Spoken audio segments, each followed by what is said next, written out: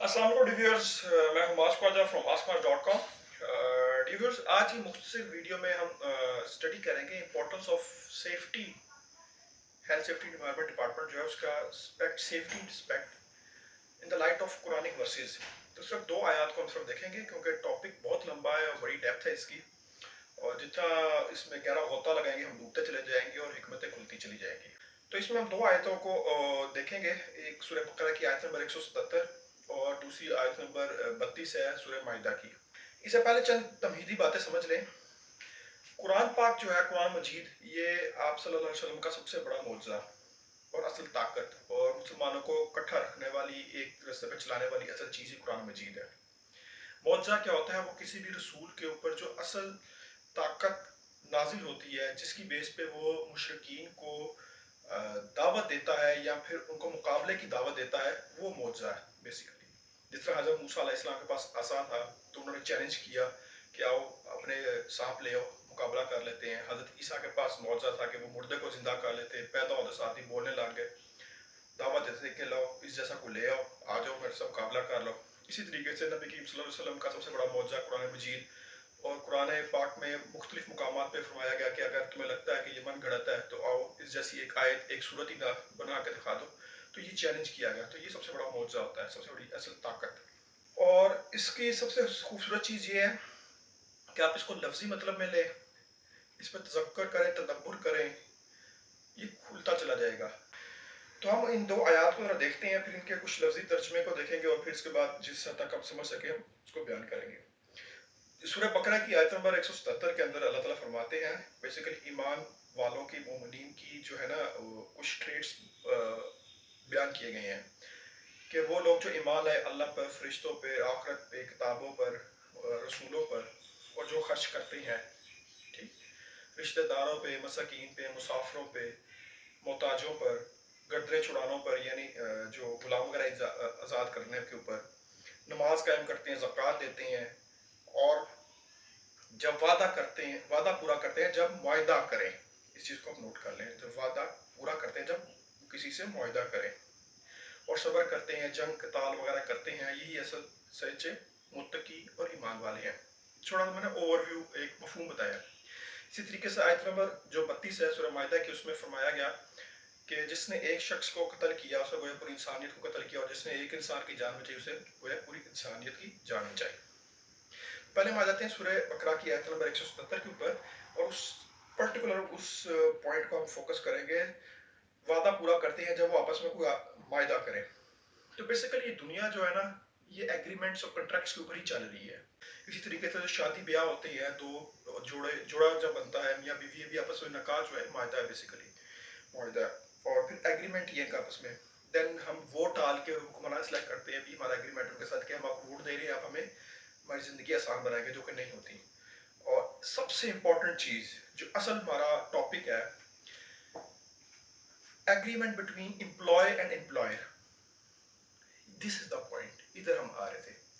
हमें कोई employer higher करता है, कंपनी ऑर्गेनाइजेशन हायर करती है, तो बेसिकली हमें जेडी देती है और उसके साथ हम कुछ डिफरेंट कॉन्ट्रैक्ट्स करते हैं। बेसिकली हमें एक सैलरी के एवज हमें काम करने के लिए हायर कर रही है, और हम वहाँ पे जा रहे हैं, अपना मुआवजा ले रहे हैं और काम कर रहे हैं। तो हम भी आपस में एक मुआहदा, एक एग्रीमेंट कर रहे थे। अब एम्प्लॉयर की जिम्मेदारियां जो है वो हमारे सारे कवानीन में लिखी हुई है, ठीक।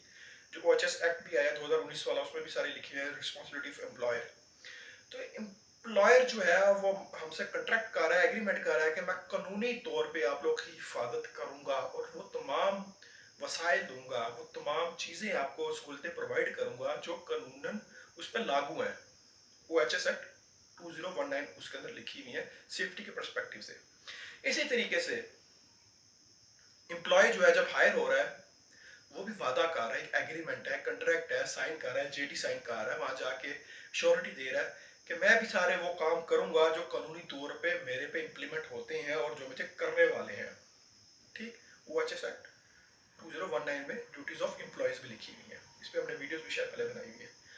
तो ये आपस का एग्रीमेंट है, और जो इस एग्रीमेंट को फुलफिल करेगा वही असली मुत्तकी या ईमान वाला है, परहेजगार है।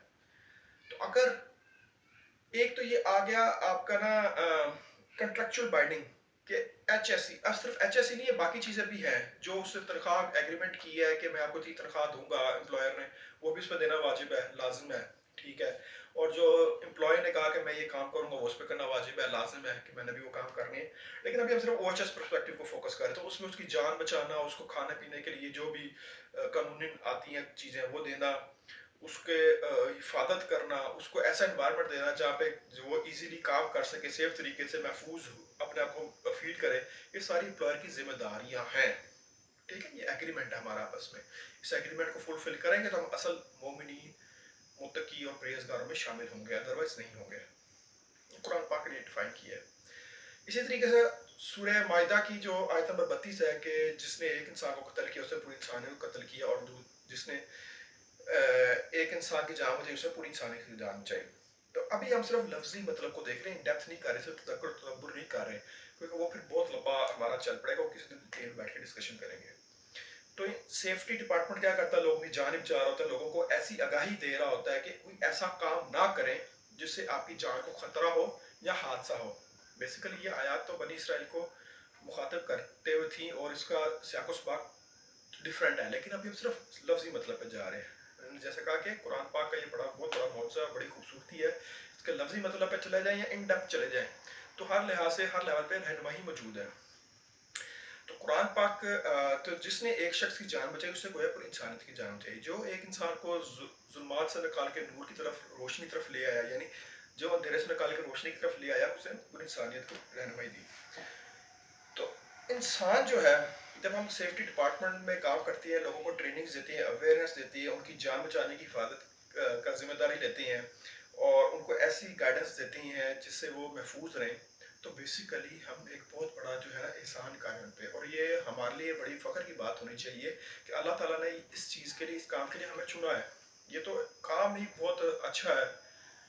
بیسیکلی ایچ ایس سی جو ہے تبلیغ کا کام ہے کہ آپ ان کو جا کے اچھائی کی طرف دعوت دے رہے ہو، اچھے ایسے کام کرنے کی دعوت دے رہے ہو جس سے ان کا نقصان نہ ہو، ان کو ایسے کام کرنے کی دعوت دے رہے ہو جس سے آرگنائزیشن کی پروڈکٹیوٹی بڑھے، ایسے کام کی طرف دعوت دے رہے ہو جس سے وہ صحیح سلامت اپنے گھر والوں کے پاس جائیں، ان کے بیوی بچے جو ہیں محفوظ رہیں، وہ خود بھی محفوظ رہیں.